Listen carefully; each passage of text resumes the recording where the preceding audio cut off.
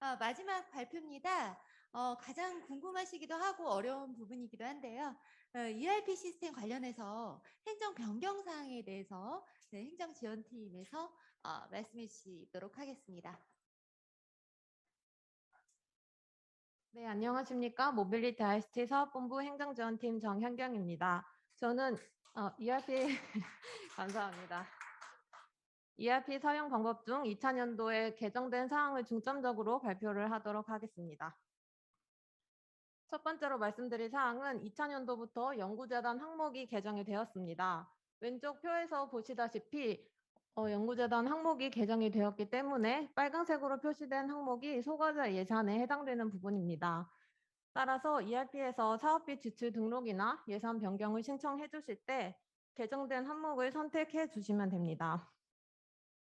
이와 더불어 말씀드릴 사항은 2000년도 때는 사업비 지출 등록을 하실 때 연구재단 항목과 대학회계 비목을 각각 선택하셔야만 사업비 지출 등록이 가능하셨습니다.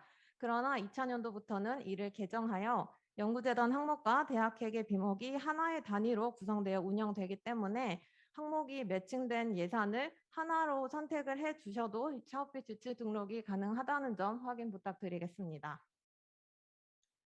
다음은 중앙구매 중 조달 구입 신청 시 조달 수수료 입력 방법입니다.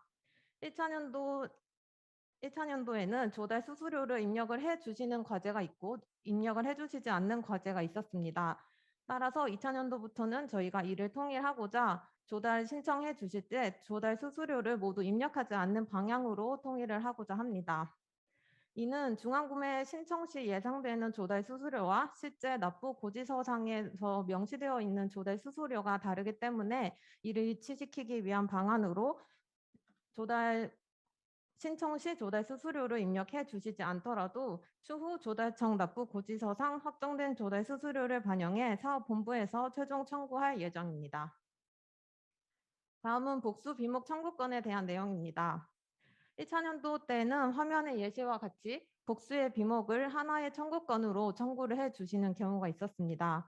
ERP상에서는 이러한 건이 가능하나 실제로 ERP 자료를 기반으로 저희가 코러스에서 원인 행위를 등록을 했을 때는 하나의 비목에 대해서 하나의 원인 행위를 1대1로 매칭하는 것을 원칙으로 하고 있기 때문에 ERP에서 청구를 해 주실 때도 단일 비목권에 대해서는 단일 청구권으로 입력을 해 주실 수 있도록 다시 한 번만 확인 부탁드리겠습니다.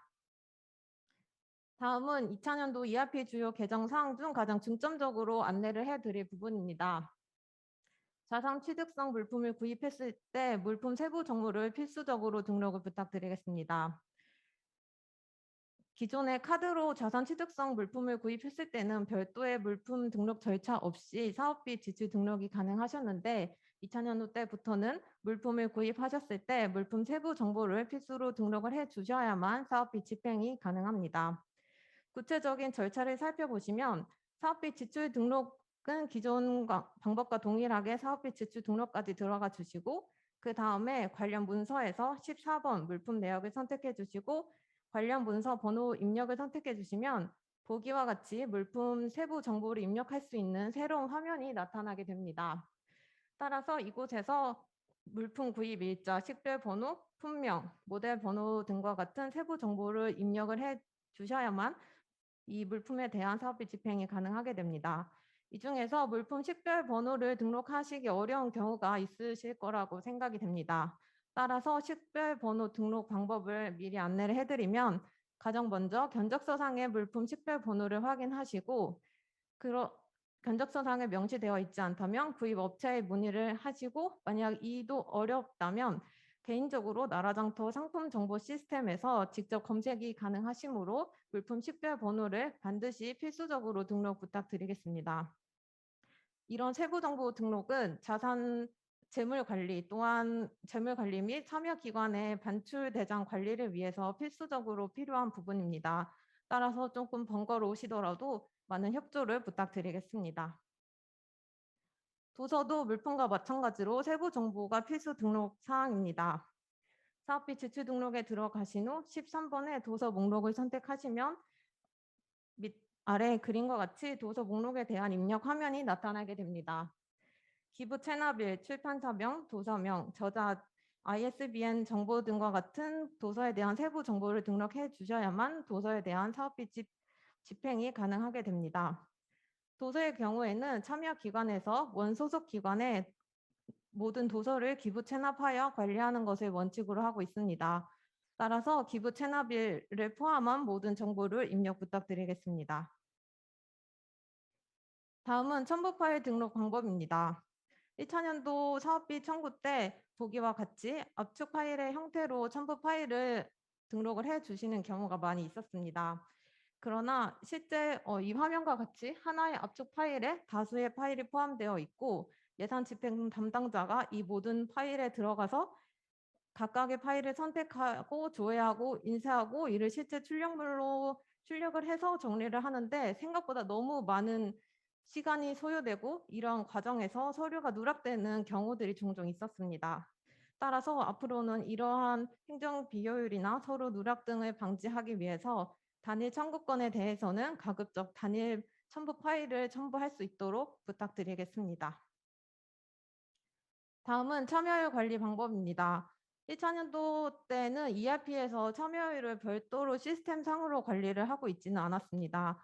그러나 2차년도부터는 모빌리티 ICT 사업본부 소속 과제 기여율의 개인별 합의 월 100%를 초과하지 않도록 시스템상에서 통제를 걸어 놓을 예정입니다.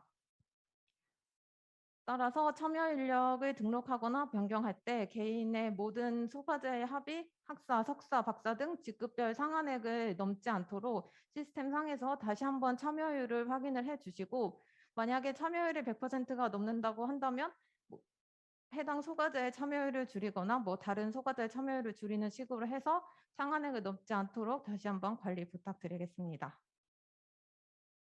다음은 기존과 동일한 방법인데 다시 한번 안내를 드리려고 합니다.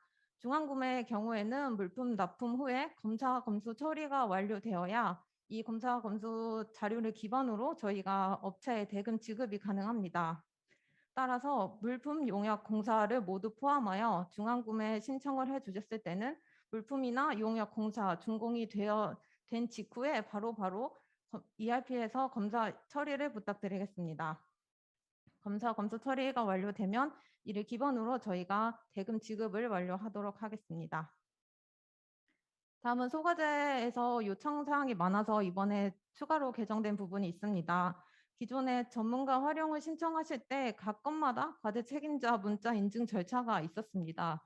그러나 실제로 전문가 활용 신청을 하실 때 하루에 60건이 넘는 신청건이 있고 이를 과제 책임자가 일일이 문자 인증을 하기에는 너무 많은 어려움이 있다는 사항을 저희가 전달을 받았습니다. 따라서 앞으로는 전문가 활용 신청 때는 과제 책임자 문자 인증 절차는 생략을 하고 대신 바로 사업단 결제로 넘어갈 수 있도록 저희가 절차를 재정비하였으니 앞으로 다시 한번 확인 부탁드리겠습니다. 이상으로 ERP 관련해서 발표를 마치겠습니다. 혹시 질의사항 있으시면 부탁드리겠습니다.